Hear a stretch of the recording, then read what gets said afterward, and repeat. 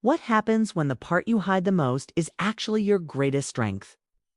Today, we're going to dive into the journey of a young man who had to choose between being who the world expected him to be and the extraordinary person he truly was. I was organizing my desk when Tyler entered for the first time, hands in pockets, thick glasses sliding down his nose, the heavy backpack curving his shoulders forward as if carrying something much heavier than books. He stopped at the door, his fingers gripping the backpack strap so tightly that I could see the tendons standing out under the pale skin. He stood there, motionless, as if waiting for permission to exist in that space. I pointed to the chair facing me. He crossed the room in short steps, barely lifting his feet off the floor, and sat on the edge of the seat, knees together, fingers interlaced so tightly that his knuckles turned white. I introduced myself. I explained how our sessions worked, that this was a safe space, without judgments. He nodded several times too quickly, like a bobblehead doll. Then he whispered his name, Tyler. His voice was so low that I had to lean forward to hear. 19 years old. Computer science student at the State University. Second year. He said he had problems with social anxiety.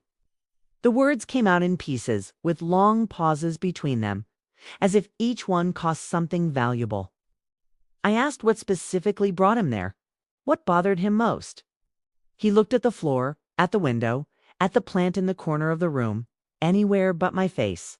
He said he couldn't make friends, that he felt he didn't belong anywhere, that each day at college was silent torture. I observed his movements as he spoke. There was something strange there, something I still couldn't fully name. His posture was bad, yes, shoulders fallen, chin almost touching his chest as if he wanted to disappear inside himself. But when he took a deep breath before answering a question, I noticed his back became straight for an instant. A perfect line from nape to hip, absolutely impeccable. Then he would curve again, as if he had remembered something, as if that erect posture was a mistake he needed to correct immediately. I asked about college, about classes, about what he studied. He brightened a little.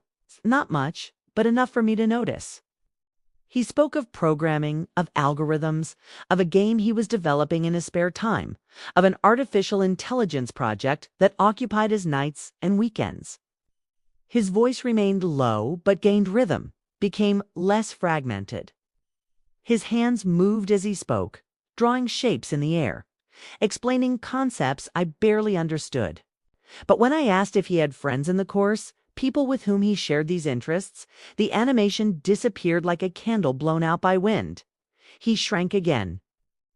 He said he talked to some people, yes, about assignments, about exams, but that he never went out with them. That when they invited him to parties or to play something together, he made excuses, that he preferred to be alone, that it was easier that way, safer. I asked him to tell me about a typical day from the time he woke up until the time he went to sleep. He described a mechanical routine almost identical every day.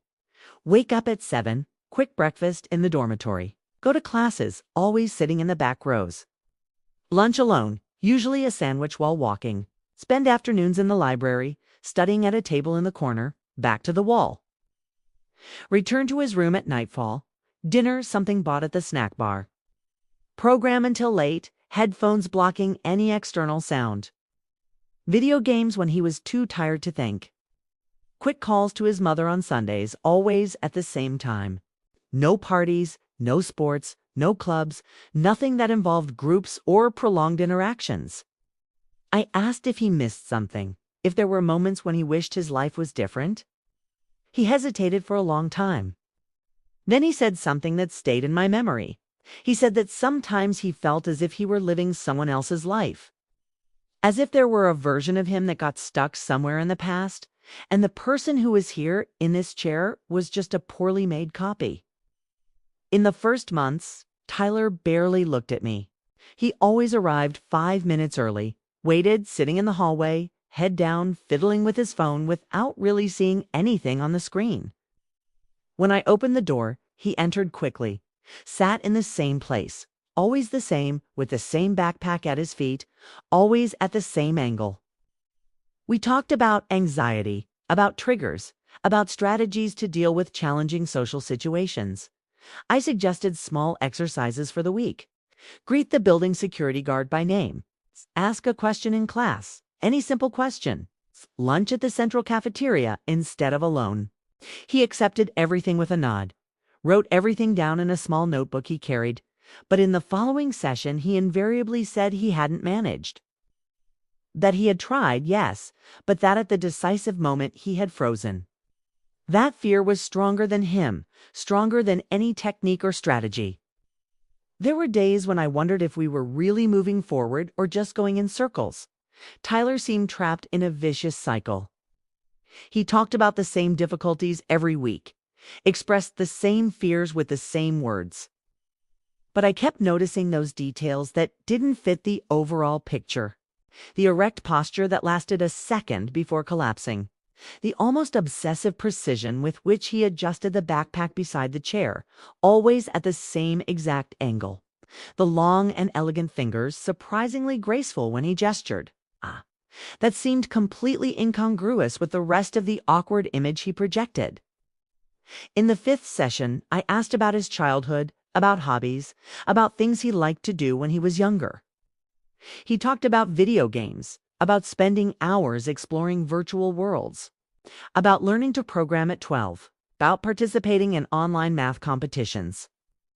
Everything solitary, everything done alone in his room. I asked if his parents worried about this, about the fact that he had no friends. He shrugged his shoulders, said his mother worried, yes, but his father thought it was normal, that he had also been like that in his youth. In the seventh session, something changed. Tyler was more restless than normal. He moved his right foot without stopping, a constant and fast rhythm against the beige carpet. He drummed his fingers on his thigh. He looked at the window, then at me, then at the floor. There was a different energy in him, an agitation that contrasted with his usual apathy. I asked if something had happened during the week, some specific event. He was silent for a long time, so long that I thought he wouldn't answer.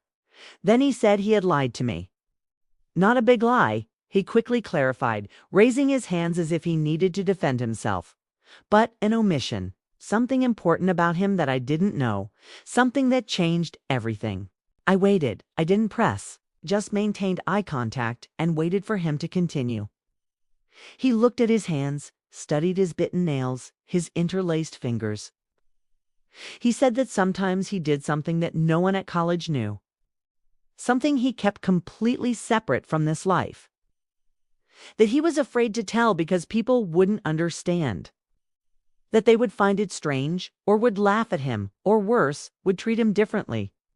I asked if he wanted to tell me at that moment if he was ready. He shook his head, said not yet, that he needed to think more, that he needed time to find the right words. In the following 2 sessions, Tyler returned to the old pattern. We talked about anxiety, about breathing techniques, about gradual exposure, about cognitive restructuring. But I felt that something had fundamentally changed. There was a new tension in the air, as if he were constantly on the verge of saying something important. Now and then he would open his mouth as if to speak, take a deep breath, but then close it again and look away to the window or the floor. I could almost see the internal conflict unfolding on his face. The desire to open up fighting against the fear of judgment. It was in the 10th session that it happened. Tyler arrived different that day. Still shy, still with hunched shoulders and averted gaze, but there was a new determination on his face, a resolution I hadn't seen before. He sat down, not on the edge of the chair as always, but further back, almost comfortable. He remained silent for a few minutes, eyes closed, breathing deeply in a deliberate way. 3 long inhalations. 3 controlled exhalations. Then he opened his eyes and looked at me directly. For the first time in 10 sessions, he really looked at me and said he was going to tell me his secret. But he asked that I promise not to laugh, not to judge, not to think less of him. I promised. I said that nothing he told me would change the respect I had for him. He closed his eyes again, as if he needed not to see me to be able to speak. He said he was a dancer. The word came out fast, almost swallowed. Not just a dancer, he immediately corrected, but three-time national junior ballroom dance champion. Junior category first, then adult category. Waltz, tango, samba, bolero. He had started at 13, at his mother's insistence, who thought he needed to do something besides being locked in his room. At first he hated it. He thought it was ridiculous, effeminate, embarrassing. But then something changed. He discovered he was good. Not just good, but very good. Exceptionally good. He had a natural talent for feeling the music, for moving with precision, for connecting with his dance partner. He started competing at 14. He won his first state competition at 15. At 16, he was national champion. He repeated the title at 17 and 18. He competed on weekends, traveled to other states, sometimes to other countries. He trained for hours a day, 6 days a week. He had prizes, trophies, recognition in the dance world. He had a partner, Melissa, who trusted him completely, who deposited all her weight in his hands without hesitation. I was silent for a long moment, processing the information. That young man who could barely look people in the eyes, who had panic attacks when he needed to give presentations in class, who ate alone to avoid interactions, was a three-time national champion of something that required absolute confidence. Dominant stage presence, intense physical and emotional connection with another person. The contradiction was so glaring that for an instant I thought I had misunderstood. I asked why he hid this, why something so impressive, so extraordinary, was kept secret. Tyler opened his eyes. There was shame there, but also a deep sadness. He said that when he entered computer science college, he immediately realized he didn't fit in. Not in the obvious way of being rejected or actively excluded, but in a more subtle, more insidious way. The other students talked about games, about anime, about science fiction series, about programming languages, about coding marathons. No one, absolutely no one, talked about dance. No one talked about arts in general. The environment was intensely technical, practical, logical. The culture was one of irony, of sarcasm, of mocking anything considered too emotional or artistic. He tried to mention it once in the first semester, during one of those rare occasions when he was in a small group and someone asked what people did on weekends. Tyler said he danced. Kay competed in ballroom dance. The reaction was instantaneous. Raised eyebrows, exchanged glances. An embarrassed silence followed by someone quickly changing the subject. Afterward, a colleague made a joke. Nothing cruel, nothing direct, but a joke about ballroom dancing being something for old people, for embarrassing weddings.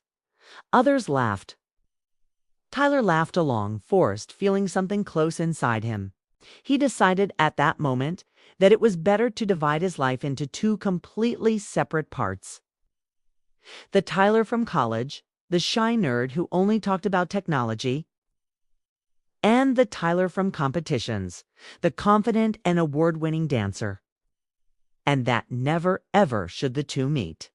I asked how he felt in each of these lives, what it was like to inhabit these two such different identities. He thought for a long time before answering. He said that at college he felt small, inadequate, constantly wrong. As if every word that came out of his mouth was a potential mistake. As if his mere presence was a nuisance to others. But that in dance, it was completely different. That when the music started, when he assumed the initial position with Melissa, everything fundamentally changed.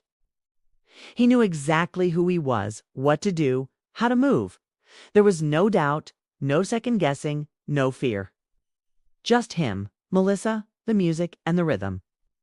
Everything else disappeared. The insecurities, the comparisons, the feeling of inadequacy. Everything vanished and only pure movement remained. Pure connection, pure presence. I remained silent, letting him process what he had just shared. Then I did something I don't normally do so early in the process. I asked him to show me, to dance there in my room. He widened his eyes, genuinely shocked.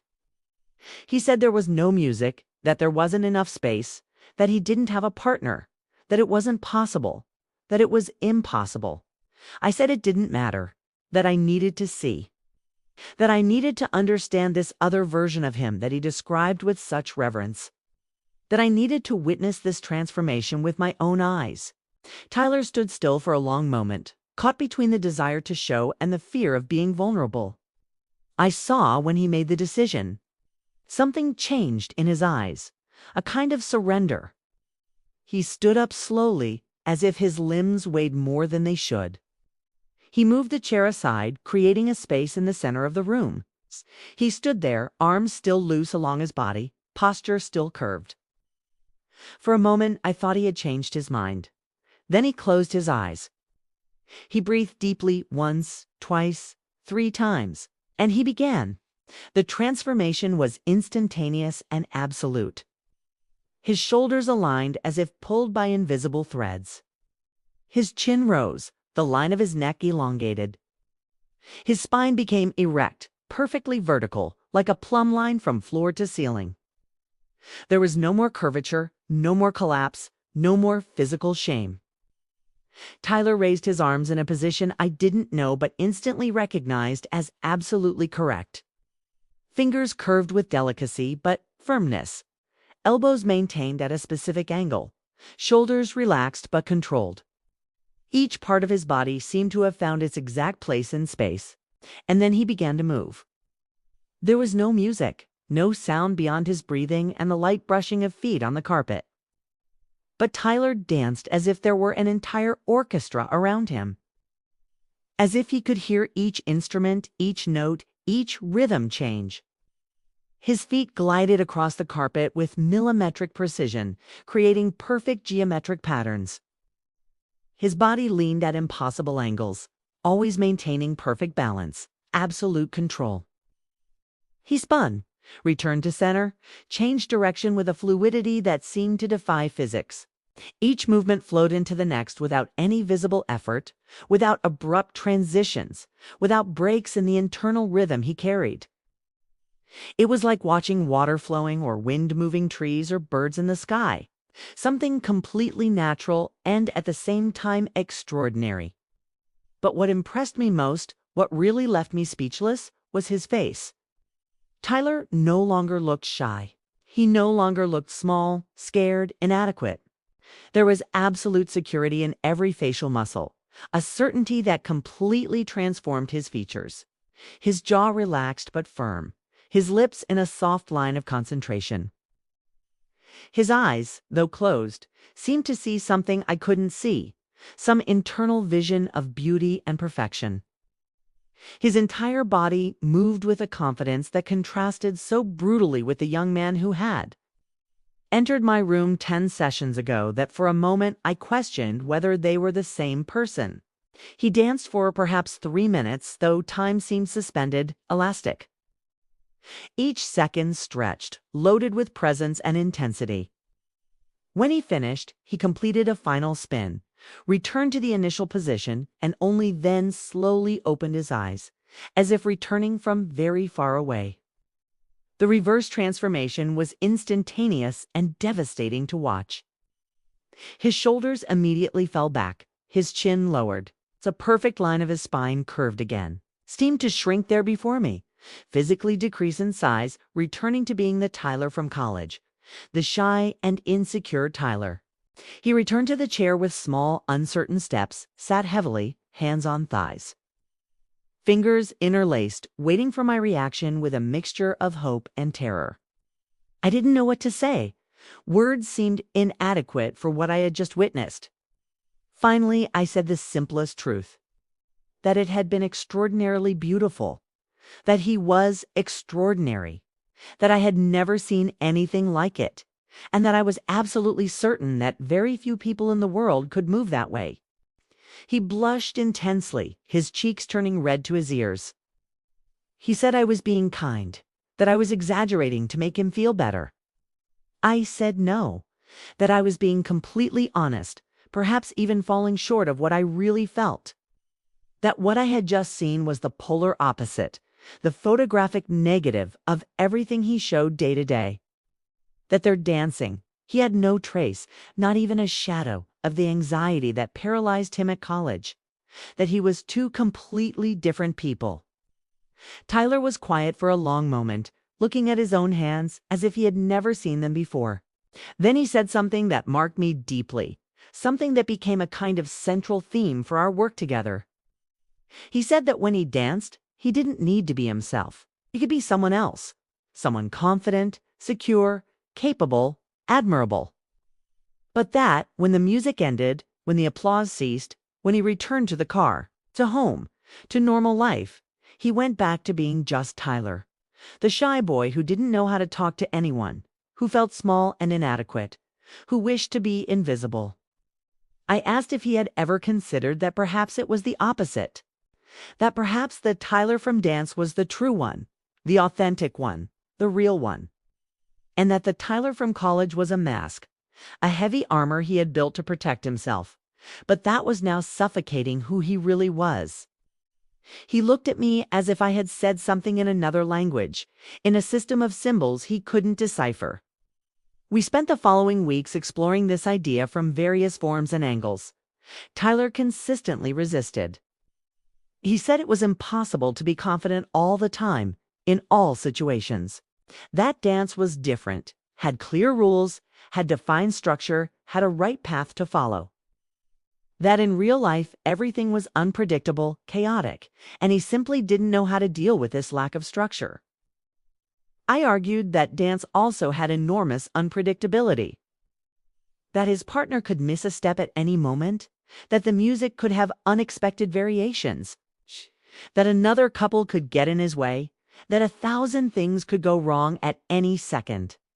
But he trusted himself to adapt, to improvise, to find his way back to the rhythm.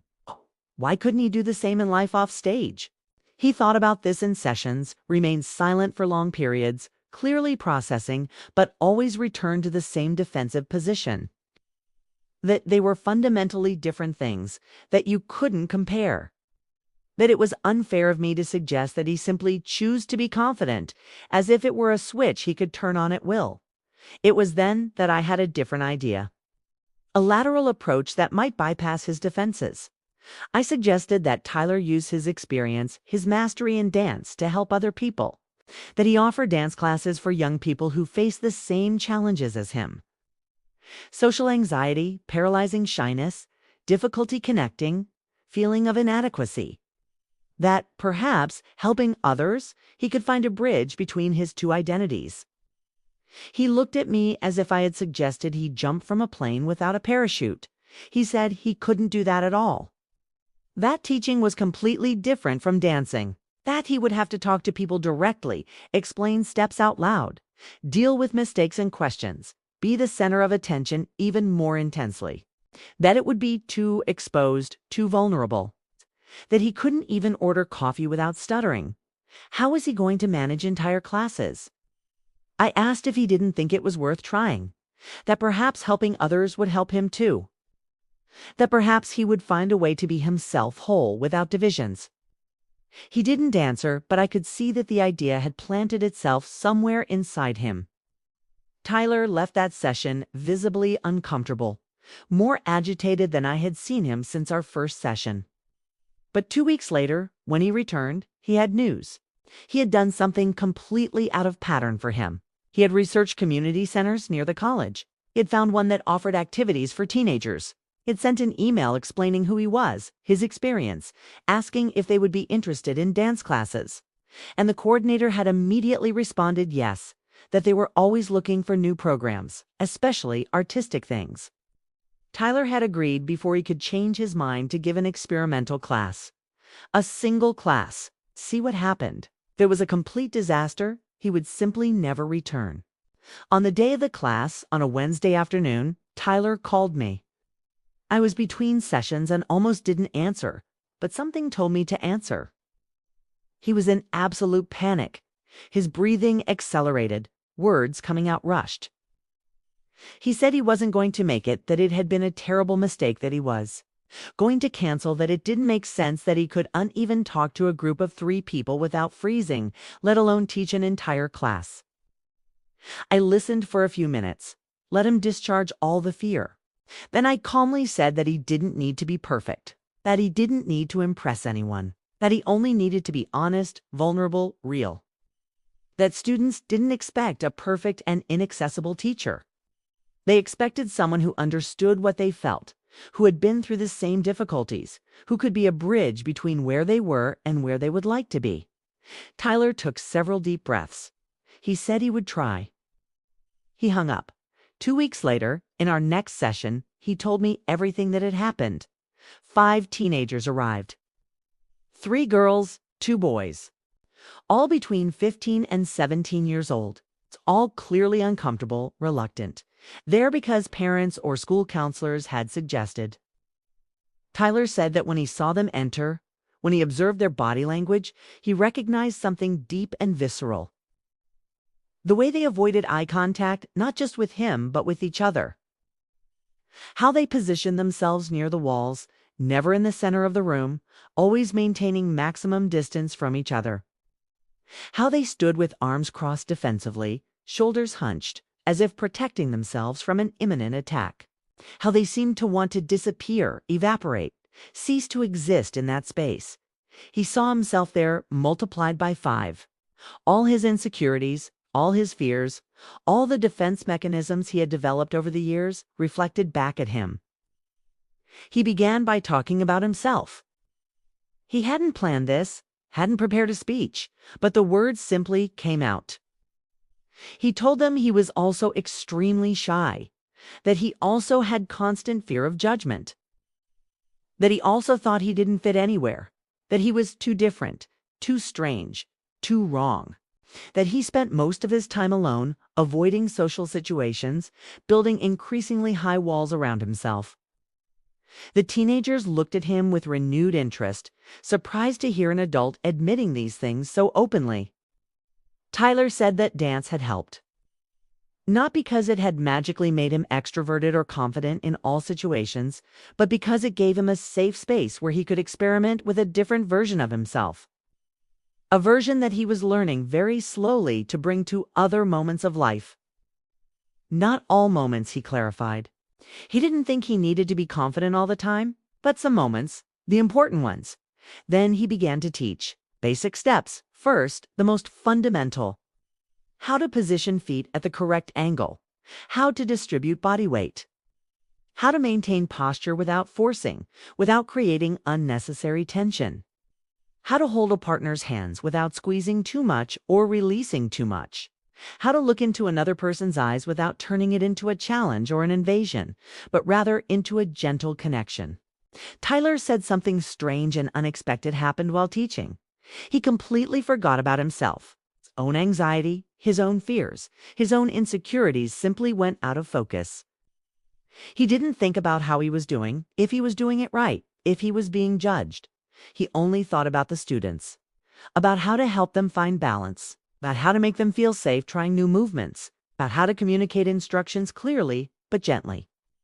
All his attention was turned outward to them, and this created a freedom he had never experienced before in social situations. At the end of the first class, one of the girls approached hesitantly.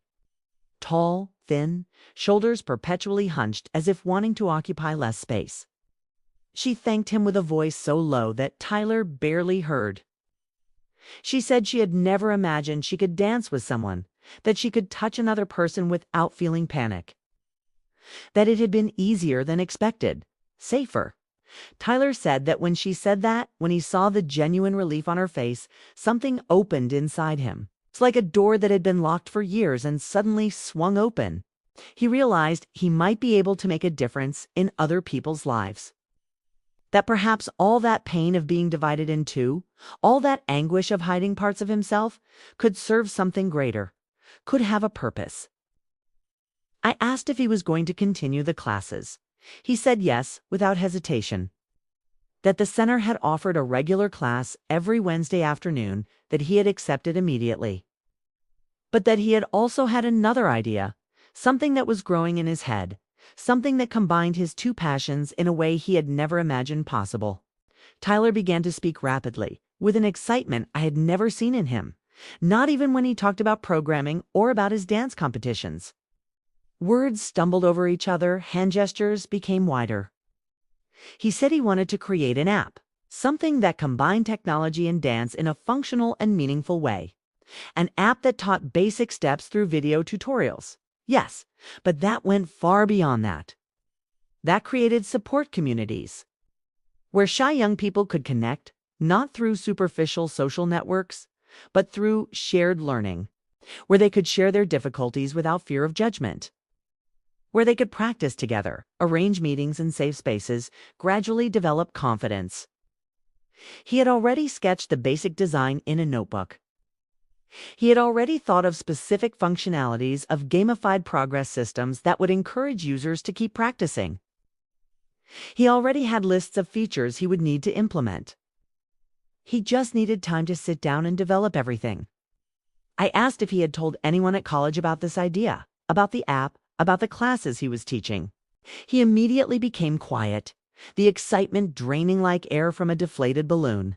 He said, not yet. That he still feared the reaction, the judgments, the jokes.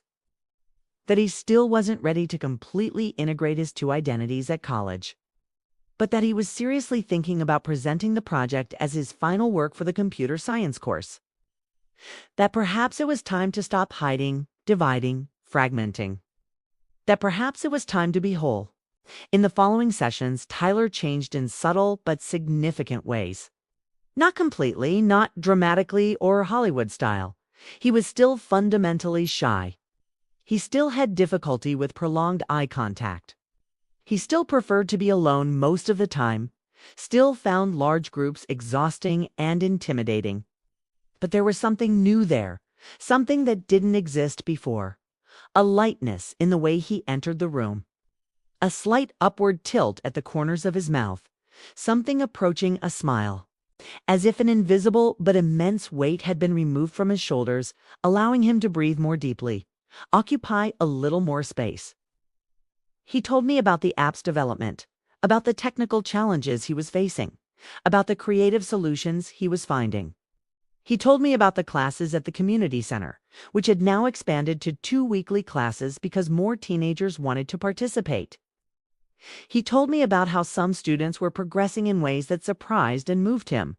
The tall, shy girl had managed to invite a classmate to dance at the school party, something she swore was absolutely impossible a few weeks ago.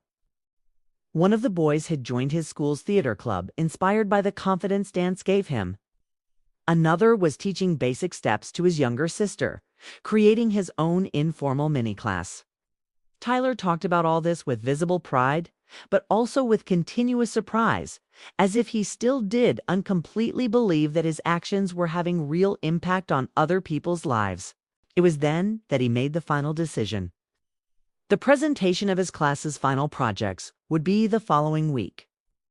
All fourth-year students needed to present a significant project, something that demonstrated everything they had learned throughout the course. Tyler said he was going to present the app. Not as a pure technical work, focused only on code and functionalities, but as something deeply personal. He was going to tell his story.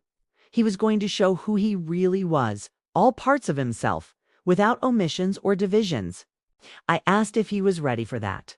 He laughed a low and somewhat sad sound. He said no, that he probably would never be totally ready. That even now, just thinking about it, his heart raced and his hands began to sweat. But that he was going to do it anyway. That courage wasn't the absence of fear, but acting despite fear. That was the first time I heard him say something like that, something wise and self-aware that showed how much he had grown. A few weeks after the presentation, Tyler returned for our session. He entered the room with a different energy, something I had never seen in him. Not exactly joy, but something close to it. Satisfaction, perhaps, or deep relief. He sat down and immediately began to tell me everything, words flowing out in a constant and animated stream. The presentation was in the main auditorium for the entire fourth-year class plus the department professors, about 80 people in all. Tyler had prepared detailed slides showing the app, its functionalities, the code behind some specific features, filmed testimonials from students at the community center talking about how the classes had helped. He had rehearsed what he was going to say, had timed it to stay within the allowed 20-minute limit. But when it was his turn to present, when he went up on stage and looked at all those people looking back at him, he decided to do something completely different. Something he hadn't planned, hadn't rehearsed, that went against all his self-protection instincts. He didn't go straight to the slides. He didn't start talking about technology or functionalities. He started dancing. He simply started dancing there on stage, without warning, without prior explanation, without context. He asked the sound technician to play a specific song he had chosen, a classic waltz. And when the music started, Tyler danced alone for a full minute. Precise, elegant, confident movements. The auditorium fell into absolute silence. No one expected that. No one knew how to react. Then he stopped in the center of the stage, assumed the neutral position, waited for the music to end. He returned to the microphone and began to speak. He told about being a 3-time national ballroom dance champion, about hiding this completely during 3 years of college, about feeling he had to choose between being a serious and respected technology student or a dancer, as if the two things were mutually exclusive. About the pain of dividing himself in two, of hiding fundamental parts of himself for fear of not being accepted. And about finally realizing that this division was unsustainable, was slowly destroying him. About realizing that perhaps it was possible, perhaps even necessary, to integrate all the parts of who he was. Tyler said there was silence when he finished. A long, heavy, uncomfortable silence. He stood there on stage, completely exposed, vulnerable in a way he had never been before, thinking he had made a monumental mistake. That he had exposed himself too much, revealed too much, that now he would be judged and rejected exactly the way he had always feared. He seriously thought about running out of the auditorium. Then a colleague in the third row started to applaud. A single pair of hands clapping, and then another, and another. Like expanding waves, the applause spread throughout the entire room until all 80 people were applauding, some even standing. And Tyler realized with a kind of stunned shock that they weren't just applauding the presentation or the app. They were applauding courage, honesty, vulnerability. After the presentation, when everyone was leaving the auditorium, several colleagues approached, not to mock or make embarrassing jokes as Tyler had imagined during all those years, but to ask genuine questions, to share their own stories. A colleague confessed he played classical guitar professionally, but had never told anyone at college because he thought they would think it was silly.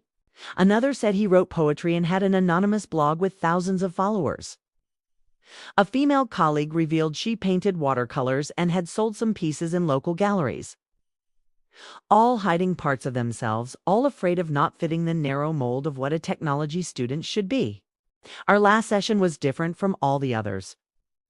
Tyler entered with erect posture, not the forced and performative posture I saw when he danced, but something more natural, more integrated, an authentic middle ground. His shoulders weren't fallen in shame, but they also weren't forcefully pulled back.